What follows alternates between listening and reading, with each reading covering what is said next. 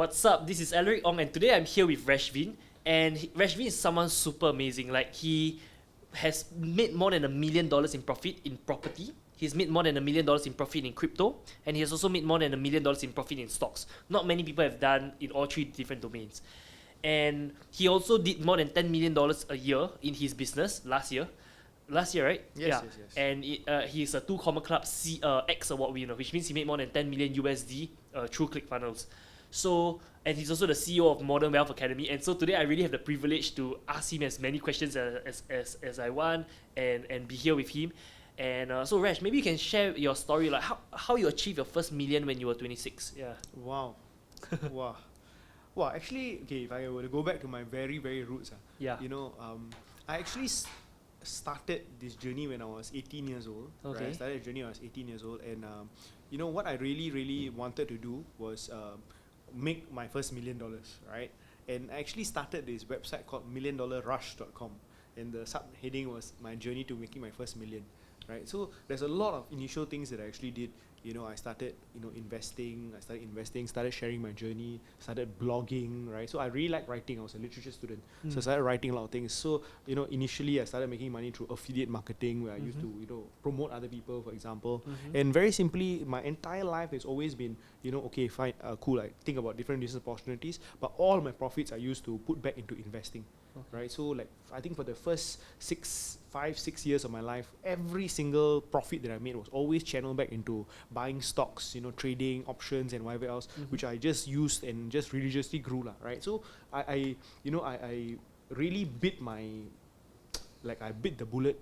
I kept my expenses very, very low, right? So that I could channel all my profits back into something which could multiply my money, right? So it was this combination of both business and investing consistently over like 7 years that got me to where I am, bro. Right? So that was basically what's up. And of course, I think it's a combination of also learning high income skill sets as well. Right? High income skill sets. So investing is great, but to invest you need money, right? Yeah. And to get money you need high income skill sets. Right? So you mentioned about sales and marketing. Yeah. Right? Like so that's something that I learned. I grew along the way, learning how to market better, how do I market myself better, how do I market my products better, and how do I learn the skill set of selling as well, right? So I learned all these different skill sets. So I became a domain master in sales, in marketing, not so much in paid marketing or whatever else, but marketing like myself, my brand, my messaging and all that stuff, and also in investing my money. So yeah, bro, the combination of these three things made me my first million when I was 26, 27. Yeah. Okay. And like I noticed you bought this whole setup, like this room and the whole training venue, which I think is amazing. So like how do you do that? Like to buy the whole thing, you took a business loan from your training business, or you just paid full cash? We didn't so we bought this office, right? So we are right here in my office space. It's a 2,000 plus square feet setup, right, which is quite cool, right? And we bought this space exactly last year, February of last year, right? So it's kind of cool, and the reason why we bought it was because, again, when I had cash sitting in my bank, I want to basically use my cash to buy assets, right? So I decided, let me go and purchase an asset, buy an asset which makes me money, which will appreciate over time, and most importantly, most importantly, it make me money over time and help me run my business, right? So that's what I did, bro, right? So I channel the money. So I have this philosophy, right? Whenever I make money in paper, I put it back into hard assets. I see. When I make money from my stocks, my crypto, for example, then it goes back into buying properties, whether it's in Singapore, overseas, all across the world, So that's what I did. So my office is one of my purchases. Could you share a bit about what your expenses were before you were married versus after you were married, personal expenses and then like business expenses? Wow, bro. Oh no, okay, no, okay. No, I can share. But I wouldn't know the exact You can just numbers. say a percentage, like it increased by 10% or. Yeah. Currently right now, so before I was married, my expenses, and after I was married, my expenses, obviously it's a lot different, right? So I always feel like starting off young is very, very important, because we didn't have a lot of like obligations per se, right? Like before I got married, I didn't buy my own house and stuff like that, right? So I didn't have to worry about mortgages and all, right? So I think before I got married, when I was kind of doing my own side hustle and stuff, right, my expenses was between maybe 3,000 to 4,000 a month. Okay. Right. Right now,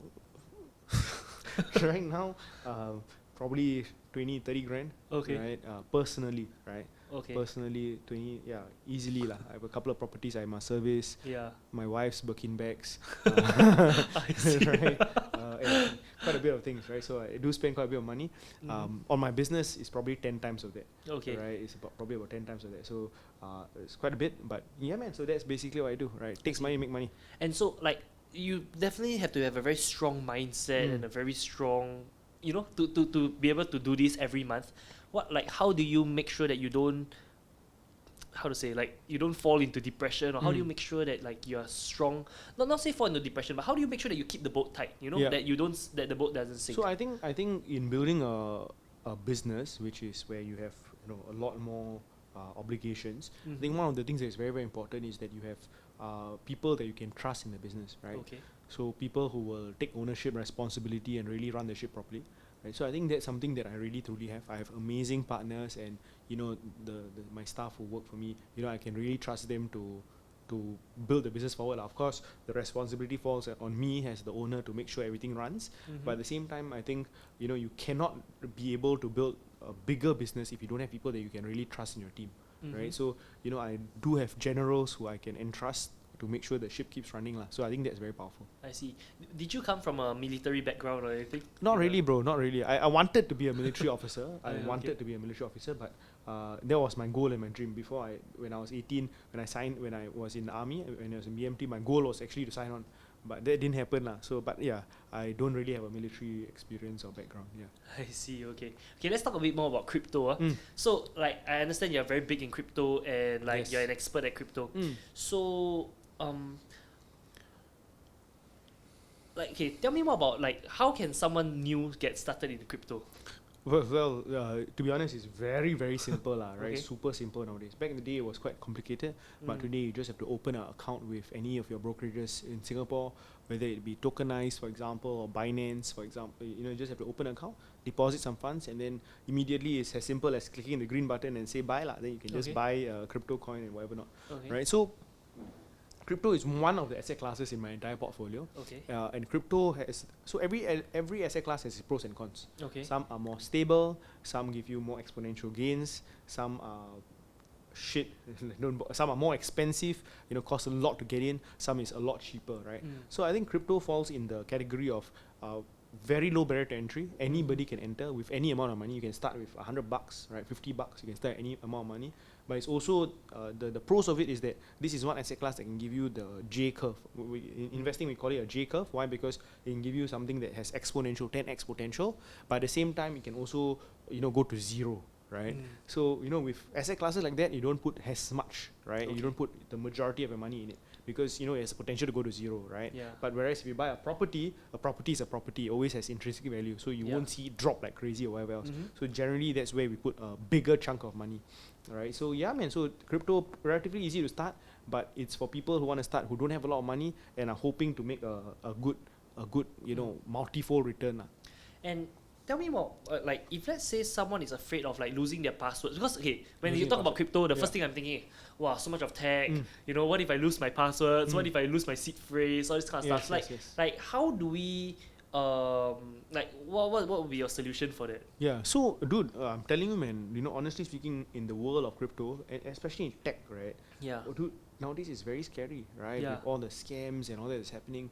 You know, we just recently came out of Bybit, one of the largest exchanges, having a $1.5 billion hack, right? I don't know if you're aware, but crazy, man, you know. So these are people who are absolute OGs and who are running the biggest exchange. Yeah. And the hackers these North Koreans managed to Okay. come into their multi-sig wallet to somehow approve a transaction and steal $1.5 billion. From who? Like, steal from the exchange? Or? Yeah, steal from the exchange's cold wallet, right? Okay. Like, dude, it was absolutely insane, bro. Like, crazy. It's the biggest hack in history, right? That just happened a few days ago. Okay. So, you know, it's always very important to be cautious with it, right? So, Okay. again, this is not something that just happens in crypto only, right? It can Yeah. happen anywhere, right? Yeah. Recently, I had a friend of mine who's who has a 9-figure Amazon business, who had his bank accounts compromised. Okay. And, you know, money was just flowing out of his bank account, Okay. you know, just because he clicked on one link.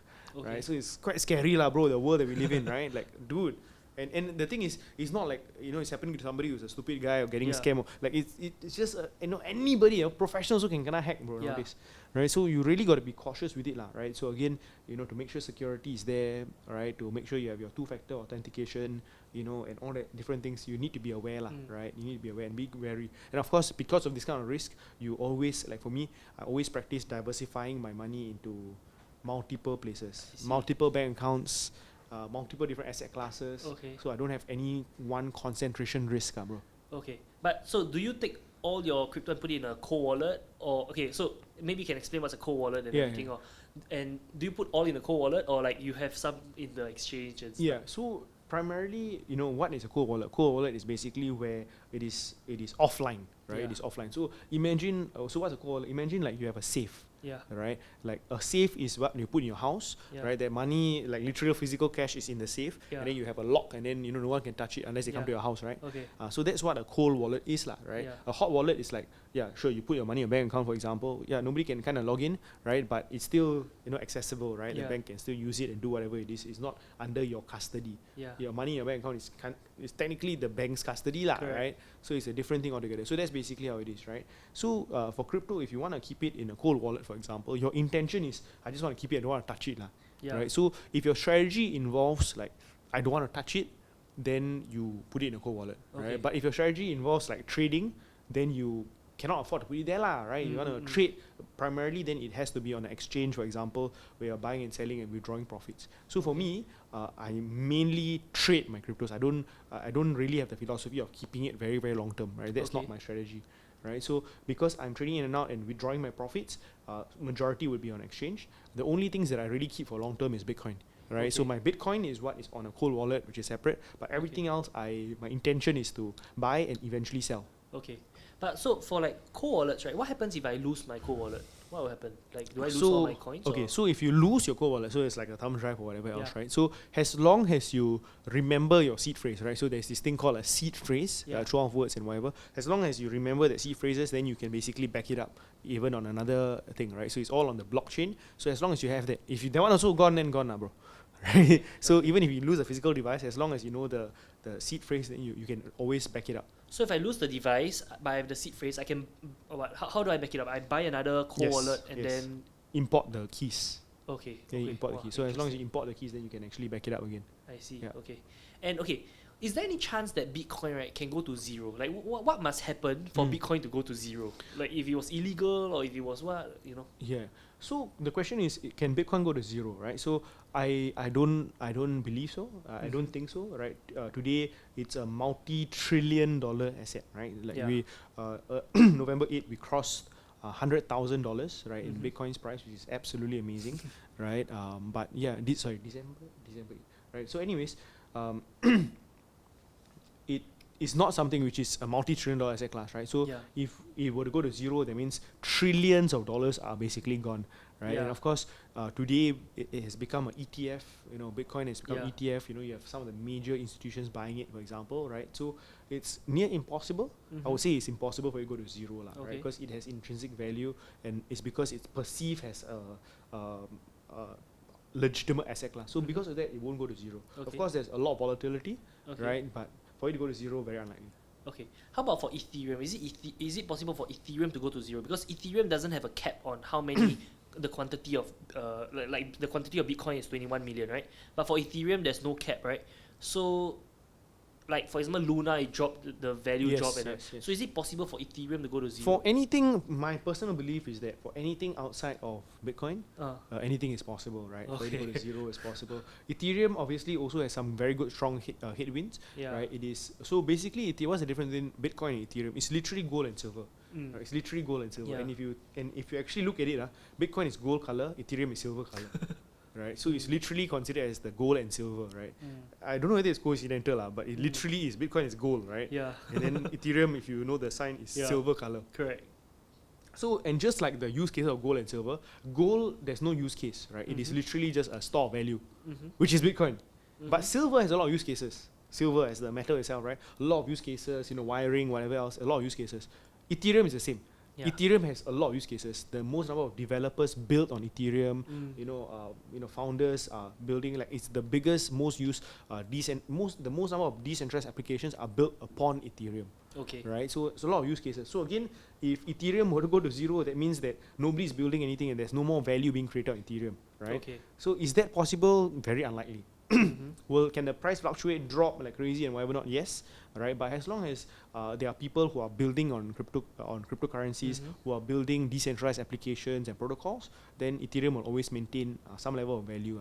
I see. Yep. So have you ever actually explored all the whole rabbit hole of all the gaming solutions and everything, or you just focus just on the trading? Yeah. So for me, my job requires me to go and dig into the rabbit hole. Right, it's an endless rabbit hole, bro. It's endless, right? There's so many different protocols, so many different blockchains that you can go and dig deeper into and everything. So I do explore that, right? But is that necessary for you to make money? Not really, lah. Okay. Right? But it's good to always learn and be open about different things that are building in the space. I see. So you only you only keep Bitcoin. The rest, do you keep Ethereum, or you also just trade Ethereum? Yeah. So no, bro. I only keep Bitcoin. Everything else I trade, right? But Okay. trading doesn't mean that I trade one day I exit, right? Like Yeah.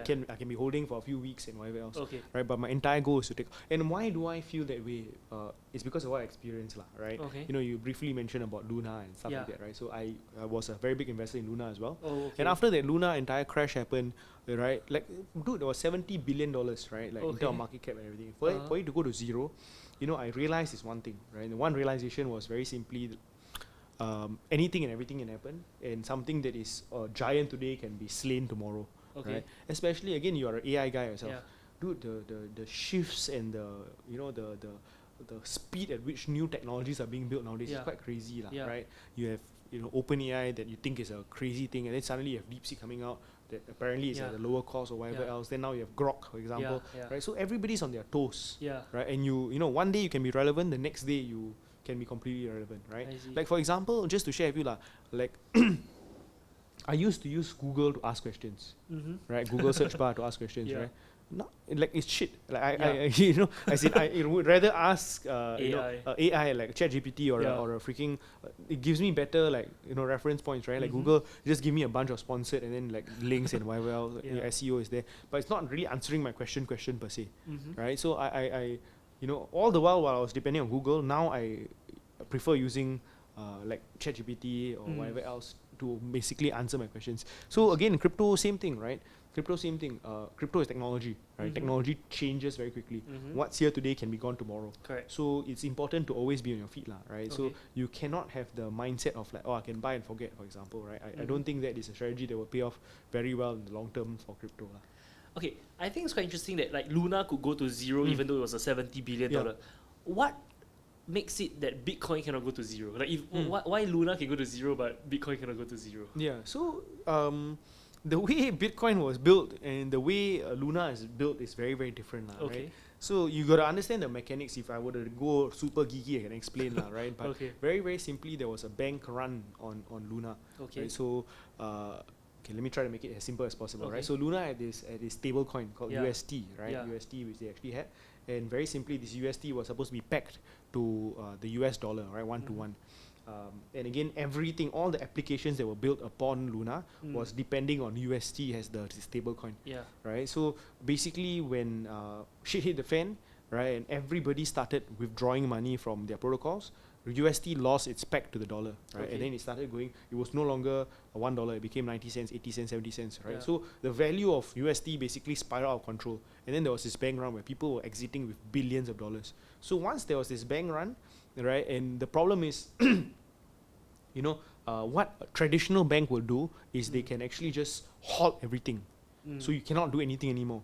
But in this case scenario, it's decentralized, right? It can just spiral out of control. So it Yeah. literally spiraled out of control. And once there was this massive fire that was actually built, then there's no way you can put water to calm it down, bro. Okay. It's fucked.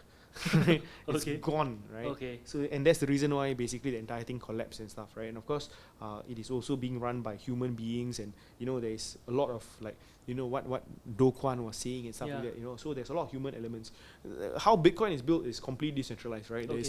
There's an owner that nobody knows of, is Satoshi Nakamoto, right? Uh-huh. The entire thing is built on code, right? Yeah. So there is no human intervention. There's no human that can that messes up with it, right? Like in a There can't be a centralized. bank run. Yeah, there of can't be Bitcoin. there can't be a bank run. It's completely created in a truly, right, trustless. Like everything is built on code, right? Okay. So which is completely transparent for anybody and everybody to actually see how Bitcoin is being built, right? So because of that, there's no human element that can cause everything to basically crash, lah. Right? But of Understand. course, it's still supply and demand. People want to buy, sell, right? As long as if people are selling, people are buying, then there will be a price level that is actually maintained. But what if someone created like another kind of Bitcoin, same code and everything, but call it something else, and then everyone just does that instead? Maybe as in who the hell knows what can happen, right? Okay, But okay. again, for asset class to actually hit dominance of not 1 million, 1 billion, but like multiple trillions, Yeah. there's another story altogether already, lah, bro, Okay. right? Then you literally are looking at like, oh, dude, can you replace DBS Bank today, right? It's maybe, right, but Yeah, it's gonna maybe. be a ginormous task, lah, right? So I Okay. think there's been a lot of people who tried to imitate like Bitcoin and stuff like that, but Yeah. once a market player achieves such big dominance, you can try to shake it, but it will be quite difficult, lah. Understand. Right? So that's why I'm saying there's no guarantee per se, Okay. right? But at least there's a level of surety, lah. Okay. Yeah. Okay, now let's talk about airdrops and stuff. So Mhm. like I understand like in crypto, I'm not super like Sure, big into sure. crypto, but I understand about this where like you invest some amount and then you get some percentage. They give you coins. Airdrops, yeah. Can you tell me more about that? Yeah. So you want to know about airdrops specifically or staking? Like what? Okay, let's talk about each one. Staking. Okay, let's talk about staking first. Okay, cool. So staking is very simply where you are lending your cryptocurrencies Okay. to a platform, for example, and for lending your cryptocurrencies and for staking it, you receive a reward, right? Okay. So on multiple exchanges on Binance, for example, you can lend your Bitcoin back to the exchange, and then Mhm. you get a percentage which they share to you, lah. So it's just like interest, right? Okay. It's just like you put your money in your bank, and then they give you a certain amount of interest, right? Okay. So staking very simply is where you are lending your money to a protocol or to the exchange, Mhm. and they actually give you some form of interest back in return, right? So this would Okay. be suitable for people who want to keep their coins for a longer term basis Okay. and be able to not just sit on it but also earn some level of interest, lah. So Okay. it becomes like, hey, wow, solid. At least I get some level of interest as well, Okay. right? So that's basically what staking is. Typically, how much is the interest? Like, let's say if you stake Bitcoin or Yeah. So Ethereum. again, if you're staking Bitcoin, Ethereum, it range between 3 to 5%, right? Per year. Generally, yeah, per year, right? So Okay. it's not like incredible or whatever else, but there are many other strategies. There are many staking strategies, right? Like where you can pull it together with other asset classes, and I don't want to get too crazy, but there's yield farming where you can pair two assets together, then they give you bigger yield and stuff. So you Mhm. can pair BTC USDT together and get 12-15%. Right, so Okay. there are many different staking strategies. So again, in crypto, there's many ways in which people make money. So it's not just through trading, right? The people actually do yield strategies. Mhm. People actually trade NFTs. Mhm. People actually do long-term holding. Some people do day trading using algos on it, for example. Mhm. Right, so there's many different ways, bro. The rabbit hole is endless. Okay. But how does the interest get earned? Like, where does this money come from? Like, how do we know it's not a Ponzi scheme or a scam or? Oh, dude, that is a good question, bro. That's a good question, which many people also don't know, lah. Right? Okay, okay. So I think there are many different strategies that you can actually see where you earn 100% or whatever. Not. In the last cycle, there were protocols that were giving up to 1,000%. Mm-hmm. Right, like 1,000%. That was what we call the DeFi summer, right? Where Okay. people were putting into different protocols. 1,000%, right? Like 1-2 days, their money double and stuff like that. But all of that went to shit, lah, right? Okay. So again, I think now the market is kind of matured, right? So Okay. you don't see that so much anymore, right? But very simply, the whole idea behind it is that as long as a percentage just seems way out of whack, right? Yeah. Like it's pretty crazy, where it's like Mhm. 20-30% and above, then just be cautious, lah, right? Typically, it cannot last very long, right? In terms of how the yield is generated, so very simply again, the protocols behind are using the borrowed funds to Mhm. run other strategies that can earn them more, right? So if let's say Cash for or example, crypto? or in crypto. So let's say for example again, if I am lending my Bitcoin back, right, Okay. to get a staking reward of 5%, right? Obviously, they must have a strategy behind that's making them 6%, 7%. So they make the extra percentage and pay you whatever else, for example, right? Mhm. So they are market making, they are providing liquidity to other protocols, for example, where they're able to earn yield on higher, greater yield, and then they're returning you, lah, right? So they're using money to make money essentially. Okay, interesting. Mm. Okay, now let's talk about airdrops. Mm. Like, how Sure. does that work? And Yeah, so airdrops very simply are is what companies or different protocols actually give you as a reward for using their systems, right? So generally, let me give you an example, right? So there was one of the largest airdrops in the entire world, which was by this company called Hyperliquid. Right, so Hyperliquid is a decentralized exchange where you can actually trade and stuff, right? So it was founded a couple of years ago, right? So for people who were trading on it for the longest time, right, when they actually launched their own coin, right, all of their users receive airdrops, right, for the trading activity. So if they were trading millions in volume, some of them receive 6 figures, some of them even receive 7 figures of airdrops, right? So it is very simply like a thank you from the founders and whatever else for using their platforms and services, right? So if you go online and you actually go and search for airdrop farming, right, there's a whole bunch of different sites which they will tell you like, hey, interact with my site, and when we launch our coin in the first quarter or second quarter of the year, we might potentially give you an airdrop. Right, so I can go in, I can just test out. Sometimes I don't even need to use money, right? I need to do a few tasks and whatever else, and I receive airdrops. So it can be lucrative, but it will take time, right, to go and test here, test there. So they are rewarding people who are testing their system. I see. Okay, so that's what airdrops is. Yeah, so that's a very very fast, quick way in which I can onboard users, right? Okay. So if let's say for example I say, hey, I'm releasing this protocol, and there might be a airdrop opportunity, right? First quarter, I'm going to issue my token, and all of y'all will receive an airdrop. You immediately onboard thousands. Right, so the whole idea behind it is that how do I get thousands of people onto my platform testing what I'm using, right? Yeah. So again, if there's a hint of an airdrop opportunity, for example, then immediately 10,000 people get onboarded, 20,000 people get onboarded, because there's a chance for me to get free money, bro. Right. So crypto marketing is quite interesting, very very interesting, and many elements we can actually apply in our own traditional business as well. Right. Seriously, because crypto marketing generally, bro, it doesn't work through paid marketing. Okay. As in, sure, there's an element of paid as well. Yeah. But there's no authenticity. I never will buy a token which I see an ad on. I see. Never. It's impossible, right? Like if a token needs advertisement, like sponsored post to run, is confirm scam, confirm bullshit one. I've never seen any successful one run ads. Understand. Right? So it's really not an ad game. It needs to be viral. It needs to be community sharing and social based. I see. So like, do you do any of the staking or the airdrops or you only do trading, right? Yeah, so again, there's too many things, right? So I don't focus on everything, right? So I do have a few assets that are actually staked, which I get returns on. Staking is something I do. Airdrops, sometimes when I use different protocols, I do get airdrops, but I don't specifically go and hunt for opportunities to get airdrops. Right? So that's not my expertise. I do have coaches who are experts in that, right? But that's not really what I focus on, right? So the majority of my own crypto portfolio is focused on trading, making sure my general strategy, bro, if I can just share with you. Again, even in trading, there are many strategies, right? You can do swing, you can do day trading, you can do intraday, so many different things. For me, my main thing is I really buy when there's blood, right? When everybody is scared shit, I buy like crazy, and then when people are like, oh, I'm so rich, I sell everything, right? Okay. So like it's more of a Warren Buffett kind of approach, right? So like you know me for some time, I've always been the stocks guy myself, right? I've been trained by the Buffett family, right? So my strategy is very similar to the Buffett methodology, right? Which is buy when there's blood and fear, and sell once everybody's greedy. So like recently a few days ago there was a crash, right? You bumped into Dude, I am buying, bro. As of now, I am buying.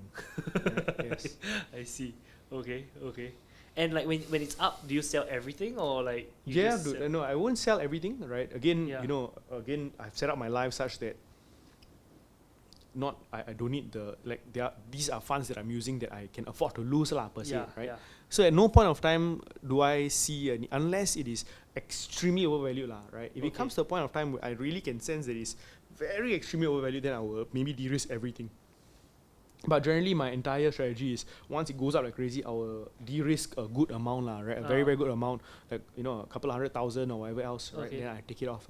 Then remaining I keep, because you never know, bro. Because we can never time the exact top, we can never know the exact bottom, right? So when it comes there, you think like, wow, I want to sell everything. Then you sell and bugger fly even higher, right? It can happen all the time, right? So the whole idea is, stagger off a bit, at least take off some, right? And go and buy other stuff, and then so that's how I do it. So you will turn it into fiat cash, SGD. Yes. Okay, understand. Interesting. And what got you started into crypto? So what got me started in crypto was actually very interestingly, this was back in 2017. I attended this program by Mind Valley. Okay. Called as in it was Mind Valley U lah, Mind Valley University, right? So I attended in 2017 in Barcelona, right? So I attended, and then in the 1 month we were there in Barcelona, amazing city. I'm sure you've been before, right? Right, very very beautiful.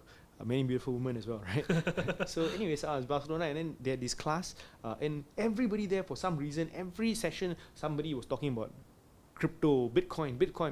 And I was like, wow, I was already an investor, but then I was very curious. I didn't know what the hell it was lah, right? So I was like, you know what, for me to learn, I must go and try lah, right? If I never try, I will never learn. Right? So I opened my first wallet, and I actually bought my first Bitcoin when I was in Spain, right? So my account is registered in Spain. So anyways, that was when I actually bought my first Bitcoin on my Coinbase wallet, right? I see. And it was just a curiosity. But then again, at that point of time, it was just amateurish, like just to buy my first buy. Yeah. Right? But when I really started going a lot deeper into it was during COVID, right? That's when I really went into it. And eventually, I really saw it as I truly saw it as something that was game changing, and I saw it as a place where life changing gains could be made. Right, so since 2022 and whatever not, I really pivoted towards crypto. Just had a lot more focus towards it because I had this vision of like this new generation of wealth, right? Younger people, new generation of wealth, exponential wealth. So I really pivoted my focus, attention, programs, everything towards crypto, and it really helped me a lot, bro. Right, like stocks brought me from 0 to 1 million. Crypto brought me from 1 to 10 million. Yeah. Right, like for real. So the 1 to 10 million was the crypto like 10x literally, right? Understand. The stocks was 0 to 1. Understand. Well, interesting. For me, my experience was when I was in Draper University, and everyone's talking about crypto. Like Tim Draper, right? He has Draper University. His billboard outside is like buy Bitcoin, Wow. you know, like while people are walking past They're all his shilling, university. Yeah. And like he's super like he became a billionaire because of Bitcoin. Yeah. I mean, like he bought it from some auction, and then he became a billionaire. And then after that, when I went to Austin, Texas, right, I met this Ethereum engineer. I asked him like, if you had $50,000 and you only had $50,000, would you invest all $50,000 into Ethereum? He said, yeah, definitely, bro. And when an employee of Ethereum says it, right, I'm like, okay, I think he's quite. Yeah, bro, absolutely, right. So it's always good to also go and talk to builders and all that, right? So again, when you have the opportunity, go and talk to people who are, it's a different world, right? The trading world and the building world is different, right? Correct. So people who are speculating and trading, that's one world of the ecosystem. Another world is the world where people are actually doing actual shit, right? Not just speculating on prices, but they're actually building, like the engineers, the devs behind it. So when you talk to these devs behind it, then you will see a different light of things. Many of these guys, they don't care about price so much, right? They're really trying to build things that will change the world. I see. You see what I'm saying? I see. Right. So yeah, when you talk to them, then you get a different light of how they look at things, right? Like Vitalik doesn't even know the price of Ethereum, right? Like for real, right? Like, yeah, seriously, when you go, like he's like whatever, right? But what I'm trying to do is I'm trying to build, a product that really works, that can change humanity.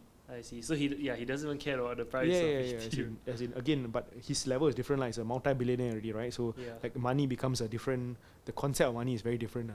So like just now you mentioned to me that you how much of your of your portfolio right would be in crypto versus stocks versus property versus options? Oh wow, stocks and options will be the same, right? Same category, right? But generally my crypto portfolio will be 20-30%, right? So again, when it gets a little bit too high because prices have risen, then I'll always de-risk and get back to about 20-30%. Okay. Right. So any point of time, if crypto does a shit, right, if it goes to zero today, of course I'll be sad, right? But I won't be too affected, right? Because it's not like the huge chunk of my money, right? So then I would say like 50% of it would be in stocks, right? Would be in stocks, which is where my majority of my money still is, and then the other 20% I use on automated strategies, right? So automated strategies mean you say I buy. There are a few things that I do on crypto, on stocks, and also with my insurance as well, which makes me automatic income. Right. Your insurance makes you automatic income. Yeah, as in investment plans, right? So I have investment link like plans, for example, that makes me like so I subscribe to certain like accredited investor dividend plans, for example. They give me about 7-8% a month, 7-8% a year. Right, so that's where I get automated income from, I see. But for those, let's talk about the investment linked plans. Like I've invested myself, but I realized that the agent makes 50% of my capital in their first year. Sure. If they're making 50%, how much is my money actually working? Yeah, sure. Actually, that's very, very true, right? Like again, for a person who understands investing themselves, they should completely do it themselves, right? So the majority of my money is not there, 100% for sure, right? But these are money that I keep aside, and literally I'm contributing because I have a 40, 50 year kind of time horizon now, Yeah, yeah. right? I'm like buying this, and then it's like, for my son in the future when he's like 20, 30 years old, right? Yes, yes. So again, sure, there are fees involved, Yeah. right? There are fees involved, but after a while, it's a little bit negligent already, lah, right? And because I've invested in one or two of these, right? And then sometimes it's profitable, sometimes it's not profitable, you know. Well, Like- but that's the case with any investment, bro. You do Okay, yourself also, there will be ups and downs. It's never one net, one out, bro. Okay. Right? Yeah. So, but it's important to know what the underlying investment is, right? So, Okay. in investing, Warren Buffett always said this: invest in what you know and understand. Mhm. If you don't understand, then don't do it, lah. But of course, in investing, you must also understand that there's no straight line up all the way. Yeah. No such thing, bro. Yeah. You invest yourself also, there'll be ups and downs, Yeah. right? Whether you buy Facebook, Tesla, whatever it is, there's Yeah. going to be ups, there's going to be crazy downs. Yeah. So that's why you need to understand, and not everybody is tuned in for the Yeah. excitement of it all, Yeah. right? Even when you're running a business yourself, right? Some moves that you make, you don't know, bro. Mm. You Correct. you put, and then hopefully it goes correct, right? You take Yeah. actions to make it work, but who knows, right? Correct. Bro, tell me more about the class. Like, I think you have a free class or something that you're Yes. doing, right? Yeah. Tell me more about that. Yeah, so basically we run our Crypto Rocket Profits workshop, right, which is a fantastic workshop. It will give you the fundamentals of exactly how you can get started in crypto, right?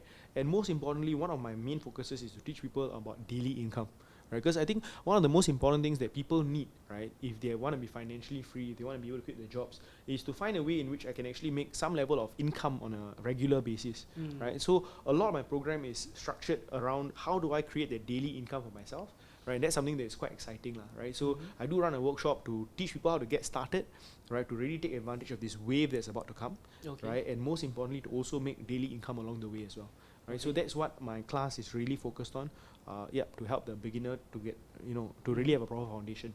And what do you teach in the class, and like are there any bonuses that you give to people who attend Yeah, the sure, class or man. anything? If you do attend the class, there are many different bonuses, right? So one thing is you'll be a part of the a Telegram group that we actually have, Okay. where we issue very very timely news and things with regards to what we are doing, Okay. right? On our YouTube channel, you can tune in to our live streams every month. We have live sessions where we're dissecting what are the coins we're looking at, what strategies we're deploying and stuff, right? So all this stuff will actually be a part of the entire thing. And of course, if you do come to the class, there's an opportunity for you to get some of the top coins that I'm buying for this upcoming bull run. Okay.